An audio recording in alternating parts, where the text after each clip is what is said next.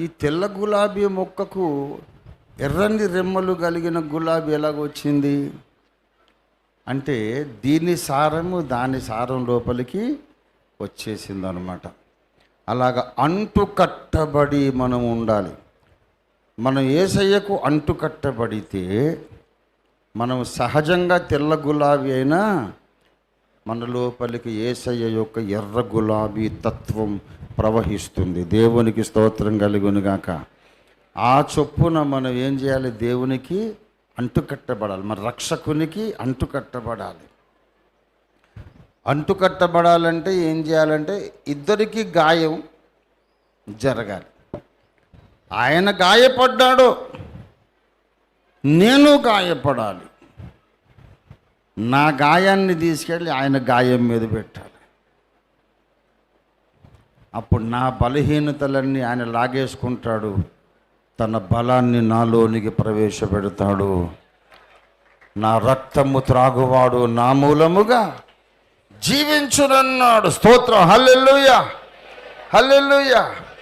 యేసు మూలముగా నీవు జీవిస్తేనే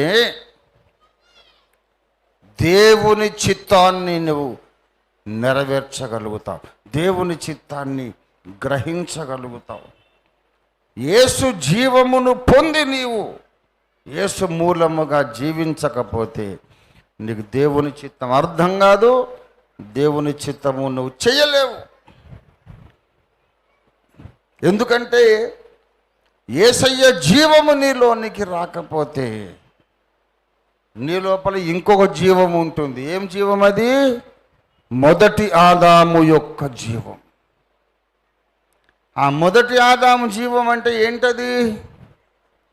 వద్దన్న పని చేసే జీవం, తిరుగుబాటుదారుని యొక్క జీవం, అవిధేయుని యొక్క జీవం.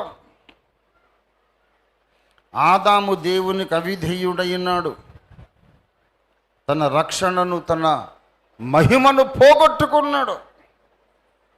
అదే జీవము నీకు వచ్చింది నీ పుట్టుకతో.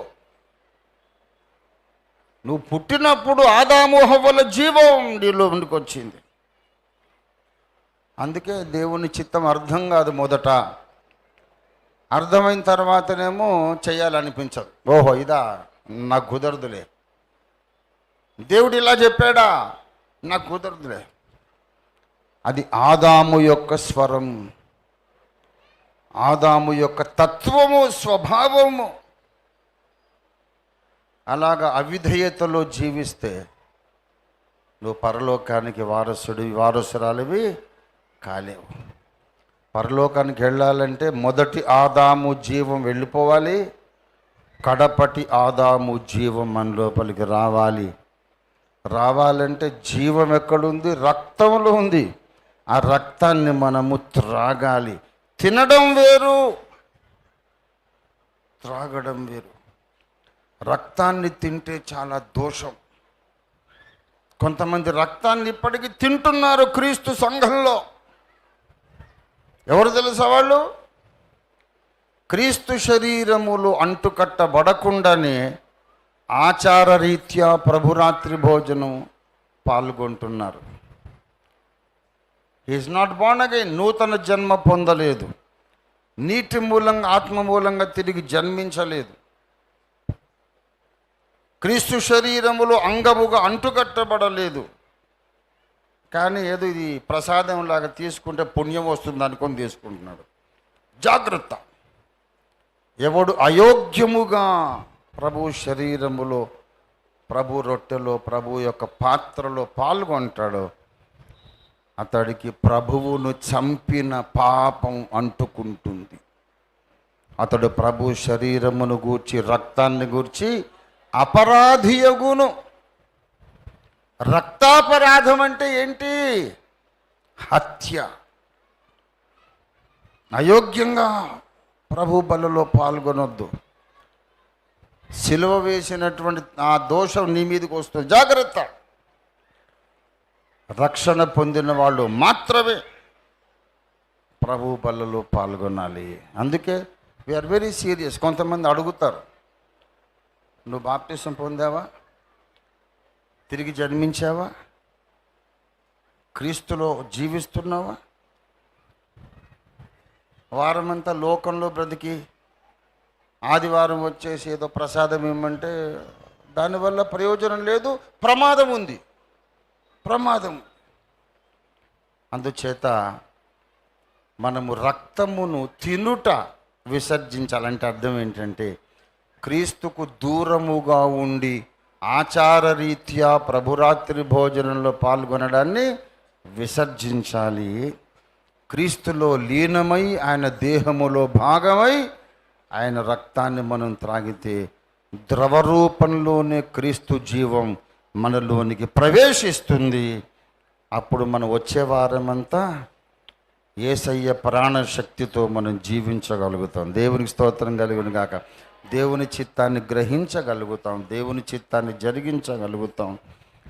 ప్రభు శరీరాన్ని తినాలి, ప్రభు రక్తాన్ని త్రాగాలంటే ముందు నువ్వు ఆయన దేహములో అవయవముగా అంటుకట్టబడాలి. దేవునికి స్తోత్రం కలుగును గాక. క్రీస్తు నుండి వేరు చేయబడొద్దు. ఇది చాలా పెద్ద ప్రసంగం. కొంతమంది క్రీస్తులో నుండి బొత్తిగా వేరు చేయబడ్డారని చెబుతున్నాడు. ఏమండి, గలతీ పత్రిక 5వ అధ్యాయము 4వ వచనం, మీలో ధర్మశాస్త్రము వలన నీతిమంతులని తీర్చబడువారు ఎవరో వారు క్రీస్తులో నుండి బొత్తిగా. ఇప్పుడు క్రీస్తులో నుంచి వాడు వేరైపోయాడు. దైవనీతిని గాక స్వనీతిని గూర్చివాడు నమ్మకం కలిగి ఉన్నాడు. క్రీస్తులో నుండి వేరైపోయాడు. వాడు వచ్చి పాల్గొంటున్నాడు అనుకోండి, వాడు రక్తాన్ని తాగుతున్నాడా, తింటున్నాడా? అంత సూక్ష్మమైన సంగతి ఇది. ఆషామాషి వ్యవహారం కాదు. స్వనీతిపరుడు, స్వనీతిని బట్టి గర్వించేవాడు, వాడు క్రీస్తు శరీరములో క్రీస్తు రక్తంలో పాల్గొంటే వాడి మీదికి లోకరక్షకుణ్ణి హత్య చేసిన అపరాధం వస్తుంది.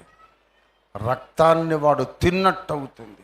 ఎందుకంటే వేరైపోయి ఉన్నాడు, ఆల్రెడీ వాడు సపరేట్ అయిపోయి ఉన్నాడు. వాడు అక్కడెక్కడో దూరం ఉన్నాడు, క్రీస్తు ప్రభు ఇక్కడ ఉన్నాడు. రక్తం నాకు ఇమ్మంటున్నాడు. ఇక్కడి నుంచి అక్కడికి వెళ్ళే లోపల ఇది గడ్డగట్టిపోతుంది. వాడు తింటాడా, తాగుతాడా? క్రీస్తులో నీవు జీవించాలంటే నీ స్వనీతి మీద కాదు, క్రీస్తు నీతి మీద, క్రీస్తు నీకిచ్చే ఉచితమైనటువంటి దైవనీతి మీద నమ్మకం కలిగి పాల్గొనాలి.